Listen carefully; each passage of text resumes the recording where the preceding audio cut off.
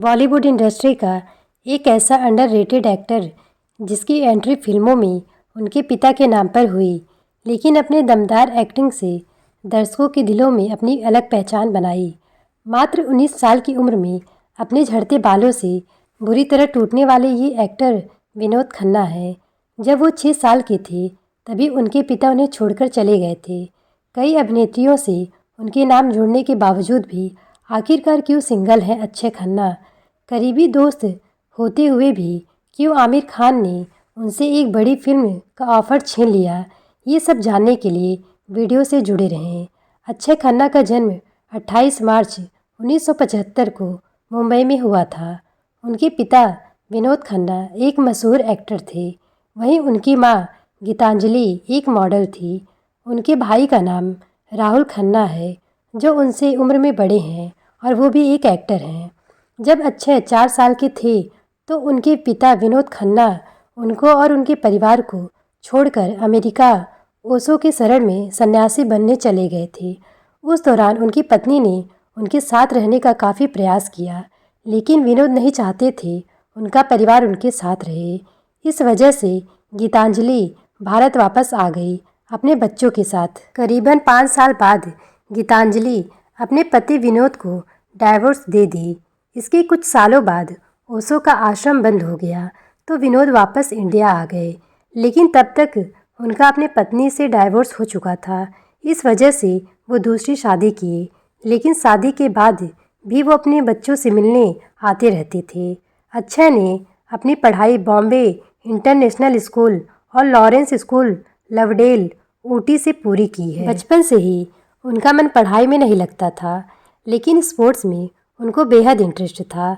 जब अक्षय स्कूल में पढ़ाई किया करते थे तो उस दौरान करण जौहर साउथ बॉम्बे में उनके पड़ोसी हुआ करते थे और वो एक ही बैडमिंटन कोर्ट में खेला करते थे। अक्षय बैडमिंटन काफ़ी अच्छा खेलते थे, लेकिन करण काफ़ी बेकार खेला करते थे। अक्षय जैसे ही बैडमिंटन कोर्ट में आते तो करण की तरफ इशारा करते हुए उन पर गुस्सा करते हुए बोलते, तुम कोर्ट से बाहर जाओ। बचपन में करण सीधे साधे स्वभाव के थे, तो वो चुपचाप वहाँ से बिना कुछ बोले वहाँ से चले जाते थे। इस बात का जिक्र करण ने अपने शो कॉफ़ी विद द करण में किया था कि अक्षय का उनके साथ व्यवहार बेहद रूड हुआ करता था।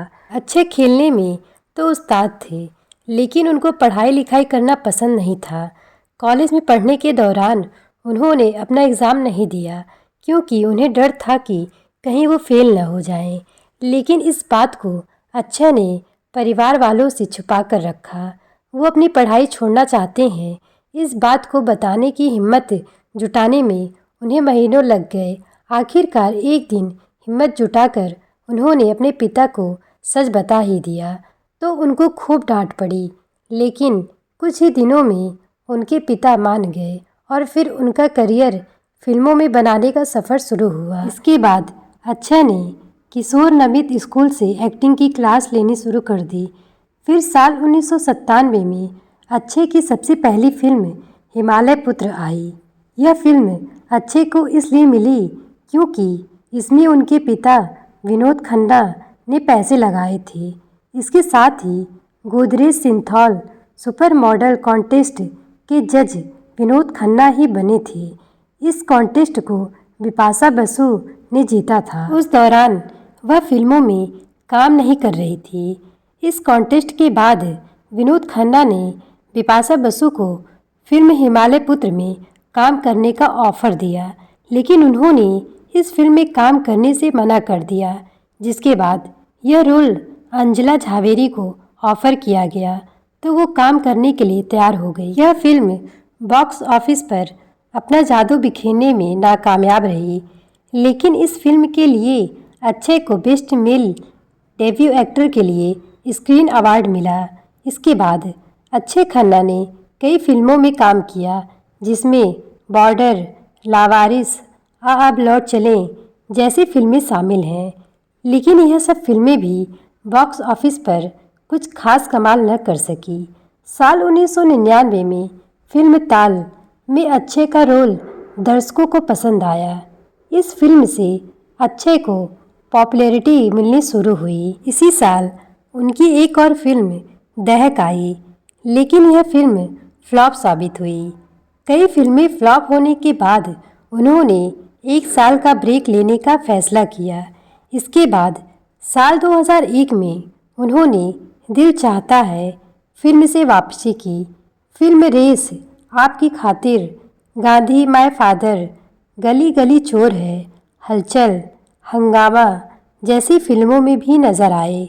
जब वो फिल्म ताल की शूटिंग कर रहे थे तो एक दिन वो फिल्म के सेट पर काफ़ी देरी से पहुँचे। इस फिल्म में अनिल कपूर, ऐश्वर्या भी काम कर रहे थे। घंटों बाद सेट पर आते ही अक्षय ने संकोच सभी से बोले कि मैं सो गया था, इसलिए सेट पर आने में देरी हो गई। उनकी इस बात से कुछ लोग उनसे नाराज़ हुए। वहीं अनिल कपूर उनके सच बोलने से इम्प्रेस हो गए। अक्षय खन्ना 19 साल के थे, तभी से उनका बाल झड़ने लगा था। इस वजह से उनका खुद पर कॉन्फिडेंस कम होता जा रहा था। लेकिन उन्होंने कभी भी दूसरे एक्टर की तरह विग या पैच लगाने का नहीं सोचा।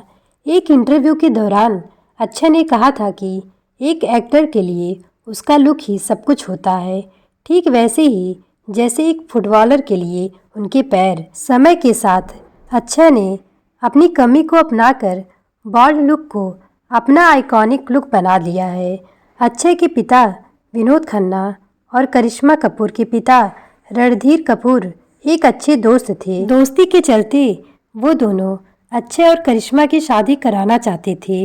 उनकी शादी फिक्स भी हो गई, लेकिन जब ये बात करिश्मा की माँ बबीता तक पहुंची तो उन्होंने इनकार कर दिया। बबीता के इनकार से दोनों की शादी टूट गई।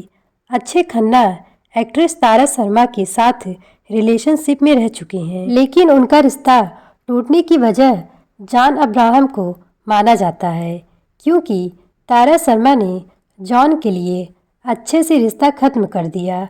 अक्षय खन्ना अपने प्राइवेट लाइफ को मीडिया से दूर रखना पसंद करते हैं, लेकिन coffee with the Karan show में आकर अक्षय ने अपने रिश्ते पर ओपन होकर बात की।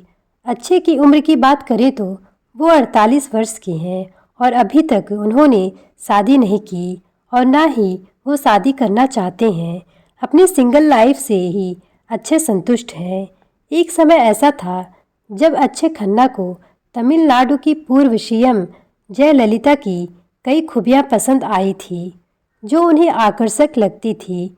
इस वजह से वो जयललिता को डेट करना चाहते थे। आमिर खान और अक्षय खन्ना एक अच्छे दोस्त हुआ करते थे।